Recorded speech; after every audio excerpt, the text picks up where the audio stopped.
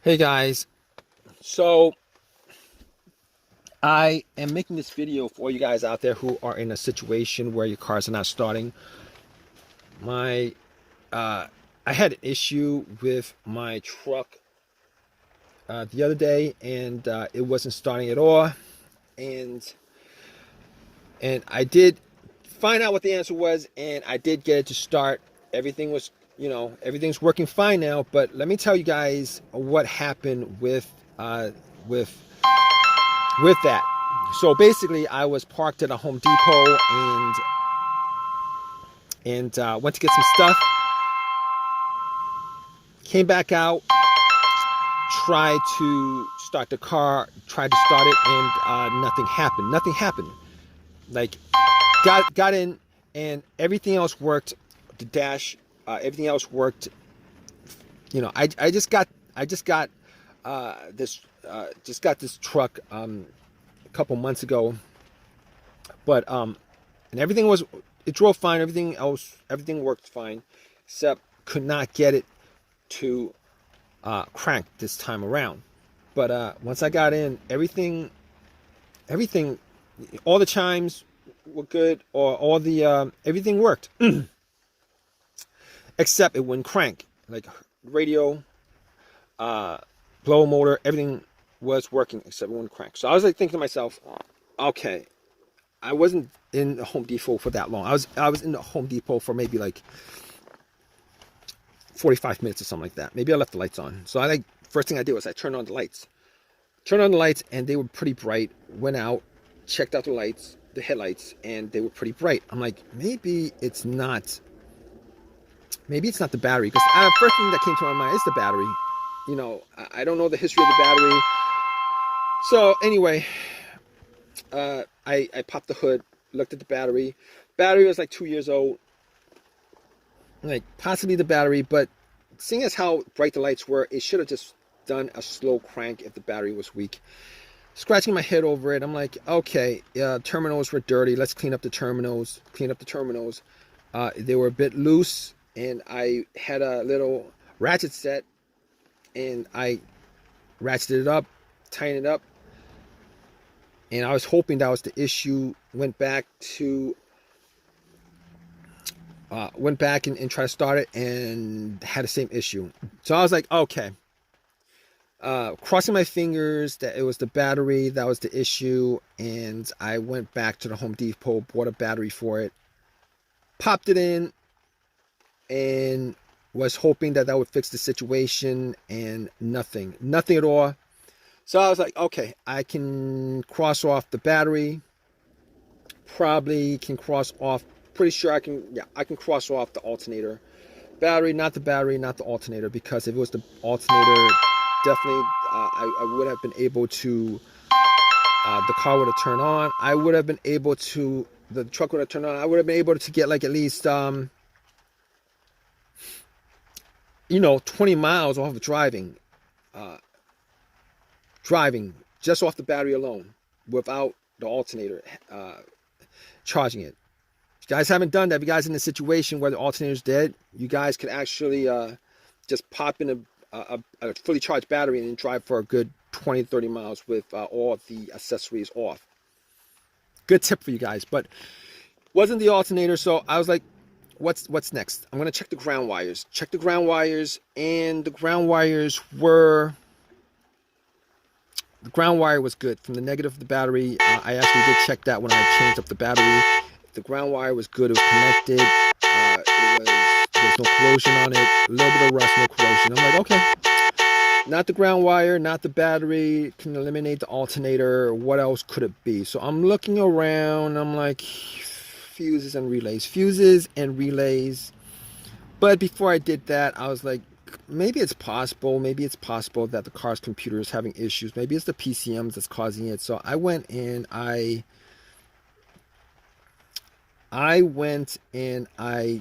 got I had an OBD2 that I used when I bought the car that I got from Walmart for $19.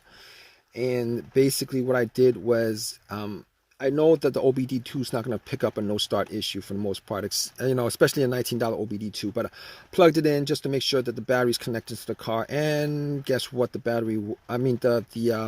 computer was connected to the car. And guess what? The computer was connected to the car. It did a readout. There was no codes, nothing that would cause the situation that it could pick up. Everything was good. Okay, so I can rule out the car's computer not connecting to the car.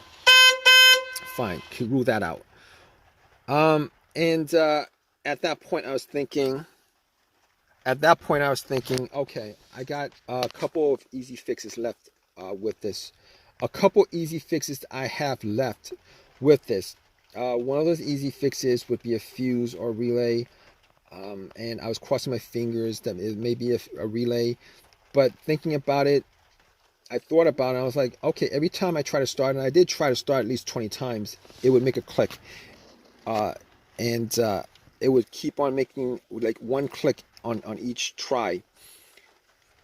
And one click on each try, pretty sure that that's coming from the relay. All right, because if I had heard no click at all, I would know that maybe the relay was having issues, because the relay, that click is just a relay initiating from the battery to the battery initiating contact to the starter, battery to relay to the starter. Anyway, at that point I was able to rule out the relay. Thinking more about it, I was like, maybe it's one of the fuses. Maybe it's the fuse to the starter. And I was thinking all these situations that I had previously, and before I got this truck, I actually did have an Acura. And one of those situations that occurred when I had that Acura was a no start, no crank situation. And it was no crank, no start situation in with that car, because I had no power to the car, and figured out that it was the main fuse that was blown. Pretty much connected two screwdrivers, two more ends of the screwdrivers to where the fuse terminals were, and the car powered on and started. Unfortunately, it was not an easy fix for this, for this, because I was getting power. I was getting power for everything except it won't crank. The engine won't crank. So I was like, okay, let's cross that off the list. The other fuse issue that I had was with, I believe it was either the fuse to the car's PCM or a fuse to the fuel pump. It would crank, but it would not turn over. Everything else worked. It would crank, but it would not turn over. And changed that up, and I believe it was the fuel pump fuse. Changed the fuse. It started right up, which unfortunately is not the situation in this case, because this is a no crank, no start issue. It would not crank at all. So at that point, I pretty much crossed off pretty much everything that could possibly be the issue except for the starter. Now, here's this issue. Here's my problem with this issue, particularly with the starter. Now, well, not exactly a problem, but the guy who sold me the car told me that the starter was changed up, like, a year and a half ago. He's selling the car with a starter that's practically brand new. Only put around a couple thousand, like 5,000, 7,000 miles on the car since he swapped out the starter. And I was thinking to myself, maybe it is the starter. Maybe it is the starter. So I was like, at that point, I was like, there's no way I could test it out. I could, but there's no way I could test it out. Particularly in a Walmart parking lot. So I was like, I had my tools with me and everything. So called AAA. AAA picked up the truck, drove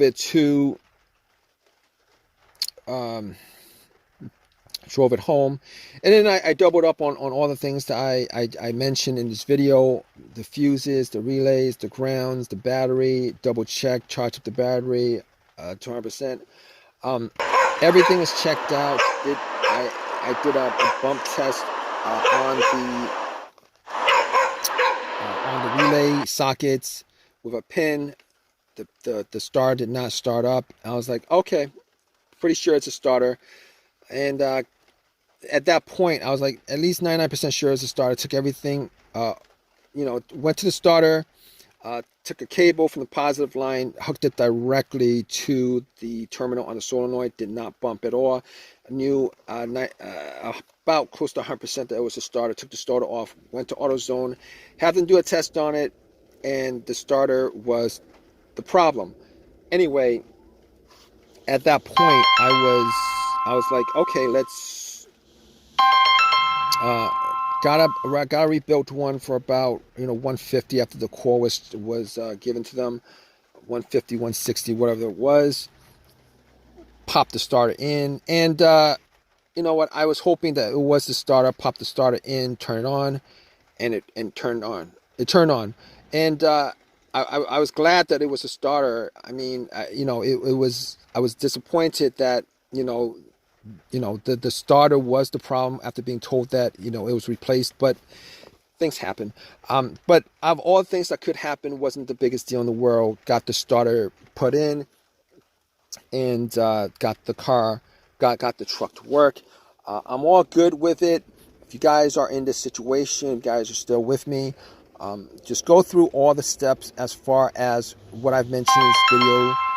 You could probably figure out like 99%, probably like 90% of the situation that's causing your car or truck or whatever you're driving not to start.